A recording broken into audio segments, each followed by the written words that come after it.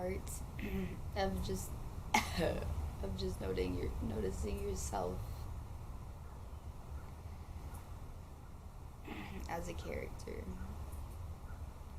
The art of just noticing yourself without judgment,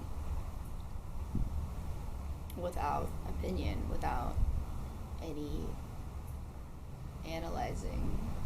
Just the same way that you might notice the wall in front of you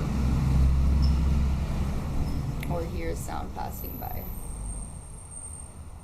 or a plant in front of you.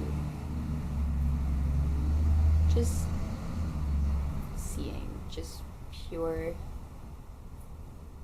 like, oh, that's just there.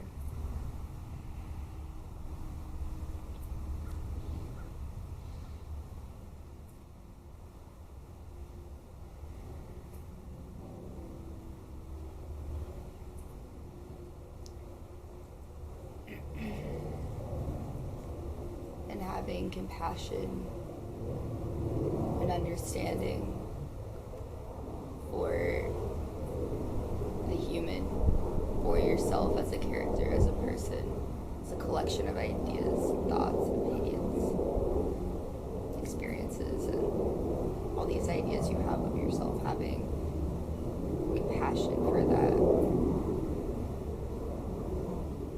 Seeing yourself from a distance, from a space, just as if you were watching a movie, just as if you were a character in a movie. There's space from it.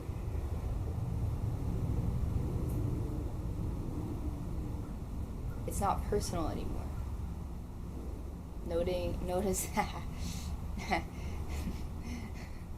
Noticing yourself from an impersonal place, noticing the personal from the impersonal, and then the personal isn't personal anymore. It's just a part of the cosmic ocean waving itself, moving itself, like everything else, like a piece of dust floating in the sky, and a spider web glistening in the light, and an airplane flying by, and the raindrops falling back into the ground, and the plant breathing the air, the wind waving things around, a rock just chilling on the ground.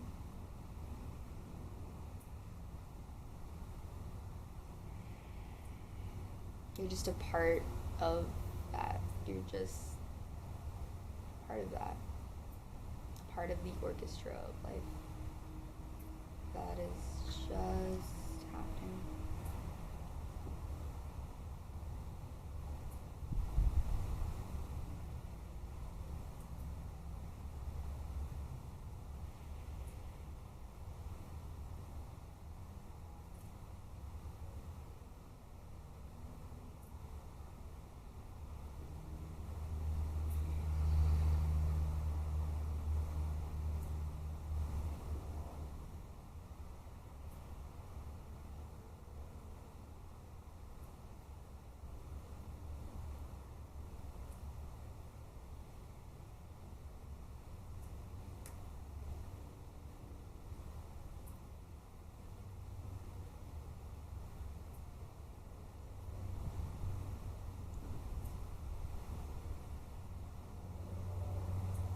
Not everything is just what it seems.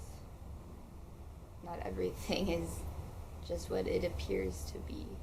And I've noticed that a lot with my mind, like, of course, but, sometimes when I go on walks at night, like, I'll notice that my mind is really great at making a shadow, something like just very innocent, look like, I don't know, like a big cat that's gonna like come and attack my child.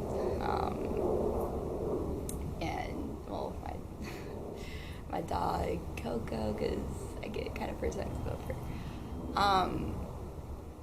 But yeah, so I've realized that now. I kind of started doing this fun thing where when I go on a walk at night, and I think I see something weird lurking in the shadows, like it's some animal that's gonna come attack or something.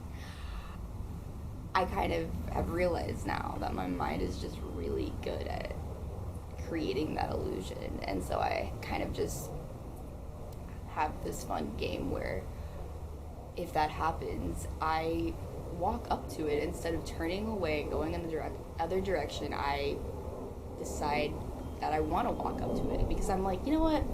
Let's just see how many times I can see that my mind is literally just making something up, and that's not really what it is. And every single time it's been like that. Every single time it's been that my mind has been just making something up. It's been seeing a scary cat sometimes where there was just a shadow of a mailbox.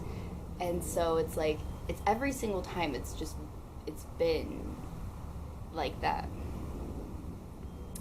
And so, and it's funny too because, it's like your body will react as if it is that big scary cat, just to see that it's not, which really just shows us. And I also noticed that with my dog. I don't really like to call her my dog because I don't feel that way, but it's okay. They're just words. It's a way to explain something. My child, my best friend, my teacher, this dog. Yes. She, there was like during Halloween, there was these little, sometimes when I see those really big flies that are just zooming through the air, like I don't know. I'm probably not the only one that's like, what if there's just like little miniature beings in there like driving, like it's their little spaceship disguised as little flies and they're just some other world. But so there were these fake cats.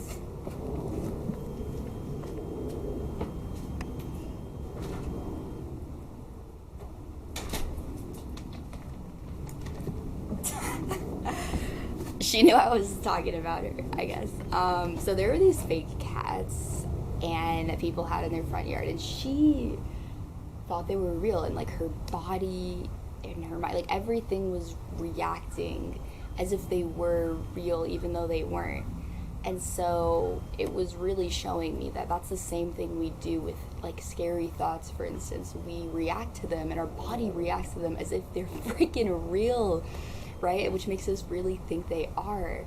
But that doesn't mean that they are real, because that happens all the time where our body goes into that survival mode. It reacts as if it really is that, just to see like it's not. So it's a really good sign that like when your body reacts to, your body, your mind, your whole system reacts to, scary thoughts and scary ideas as if like they are real.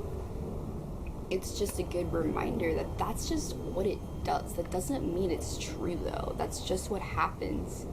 It doesn't mean it's true. That's just what happens when it thinks it is, which it's not, which happens all the time.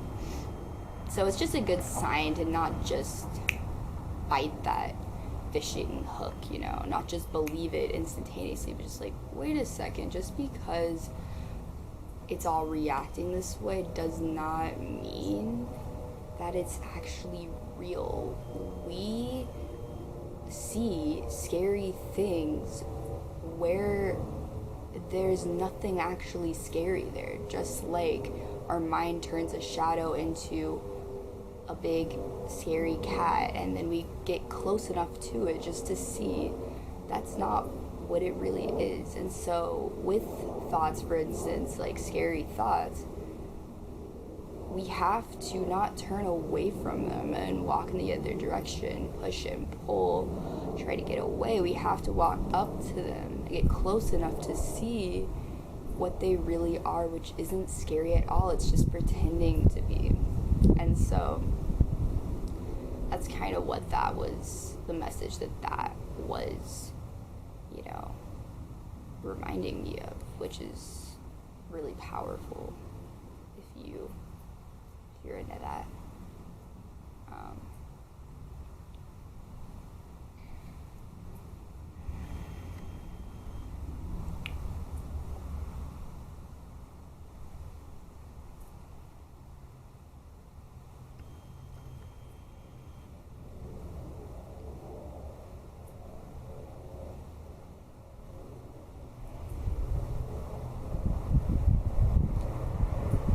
Just be yourself, whatever that is. Just be you. That's your only job. Just be you. And it's not even really a job, but I'm just saying, like, we gotta learn to just not be so hard on ourselves. Stop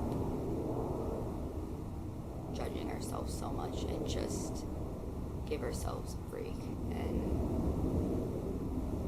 just be ourselves. And you know, okay, so here's another message.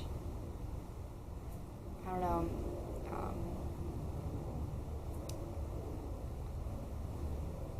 another message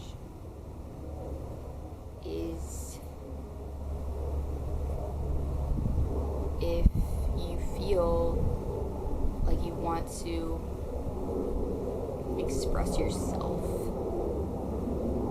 creatively in any kind of way, please do.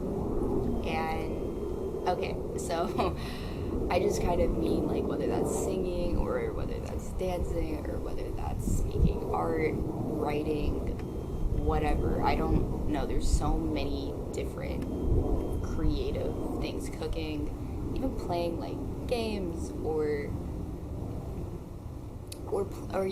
planting and creating a garden, whatever. I mean, there's just a lot of different ways of expressing yourself, but I guess I just wanted to talk about how it's really, really important to stop labeling your expression. Like, I'm gonna take singing for the example, because that's the example for me, mainly personally, is singing. It was really painful for me to start singing again, because I suppressed that down for basically a really long time, basically my whole life, I guess, because it was rejected and stuff, and I was just like, okay, it's easier to just stop than to continue, you know. But a couple years ago I started singing again, and at first it was really painful to begin again because there was so much judgment upon it. But what's really helped me to just express myself again, since that's what matters, since that's what feels good, that's what helps us and reminds us that we're alive and it's sacred and that matters, you know, is honestly creative expression. It just, it brings us into that again, reminds us of who we are. Like, we just did that naturally as children, or at least in my experience. And I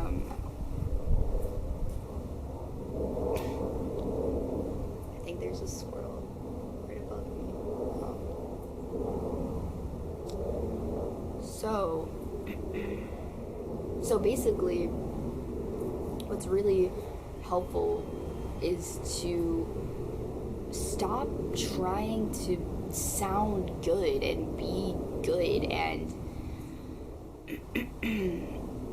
like stop judging your expression. Like, the expression is an expression for a reason. It's an energy that wants to move through you. It doesn't need to be good. If it's like, if you want to sing because you just want to sing because you just want to allow that energy to move through you, this isn't about being good or bad. This is just about allowing what wants to come out. God, this fucking lens keeps zooming in and out a lot. I know.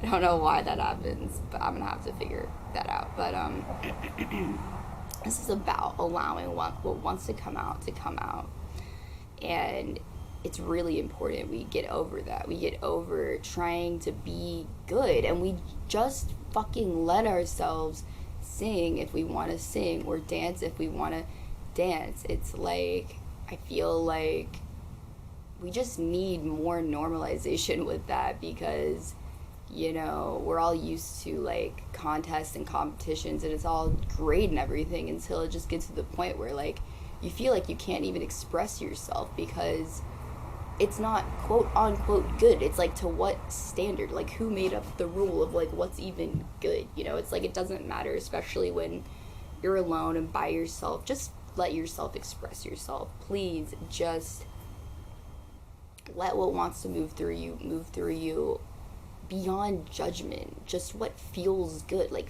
what feels good, not what is good or whatever. You know, it's an innocent thing. It's an innocent thing to just allow that.